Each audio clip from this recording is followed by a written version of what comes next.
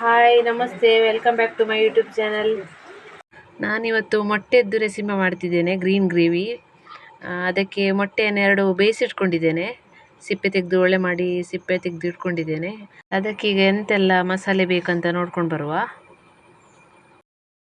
ಅದಕ್ಕೆ 2 ಸಣ್ಣ ಸಣ್ಣ ಈರುಳ್ಳಿ, 1 ಸಣ್ಣ ಟೊಮೆಟೊ, ಮತ್ತು ಒಂಚೂರು ಸ್ವಲ್ಪ ಪುದೀನ ಕಟ್ ಮಾಡಿ ಇಟ್ಕೊಂಡಿದ್ದೇನೆ, ಸ್ವಲ್ಪ ಅರಿಶಿನ, ಸ್ವಲ್ಪ ಮೆಣಸಿನ ಹುಡಿ, ಕೊತ್ತಂಬರಿ ಹುಡಿ ಮತ್ತು ಜೀರಿಗೆ ಹುಡಿ ಸ್ವಲ್ಪ ಸ್ವಲ್ಪ ಇಟ್ಕೊಂಡಿದ್ದೇನೆ. 1/4 ಚಮಚ ಜೀರಿಗೆ, ಅರ್ಧ ಕೊತ್ತಂಬರಿ ಹಾಗೆ, ಮತ್ತು ಒಂದು ಸಣ್ಣ 2 ಕಾಯಿ ಮೆಣಸು ಇಟ್ಕೊಂಡಿದ್ದೇನೆ.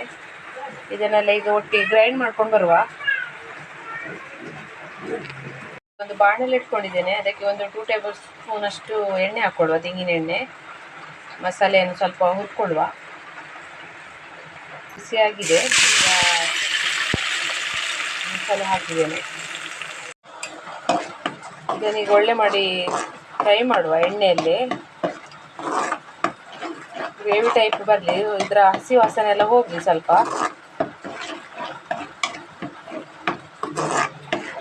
ಸ್ವಲ್ಪ ಕುದಿಯುವಾಗ ಮತ್ತೆ ಮೊಟ್ಟೆ ಹಾಕುವ. ಮುಚ್ಚಿಡುವ ಈಗ ಸ್ವಲ್ಪ ಹೊತ್ತು. ಈಗ ಕುದಿತಾ ಉಂಟು, ಇದಕ್ಕೆ ಸ್ವಲ್ಪ ಉಪ್ಪು ಹಾಕೊಳ್ಳುವ ರುಚಿಗೆ. ಈಗ ಹಸಿ ವಾಸನೆ ಸಹ ಹೋಗಿದೆ, ಮತ್ತು ಕಲರ್ ಸಹ ಚೇಂಜ್ ಆಗಿದೆ. ಇದು ಒಳ್ಳೆ ಫ್ರೈ ಆಗಿದೆ ಈಗ ಎಣ್ಣೆಯಲ್ಲಿ. ಅದಕ್ಕೆ ಇನ್ನು ಮೊಟ್ಟೆ ಹಾಕ್ಕೊಳ್ಳುವ. ಮೊಟ್ಟೆಯನ್ನು ಕಟ್ ಮಾಡಿ ಇಟ್ಕೊಂಡಿದ್ದೇನೆ, ಅದನ್ನು ಹಾಕ್ಕೊಳ್ಳುವ.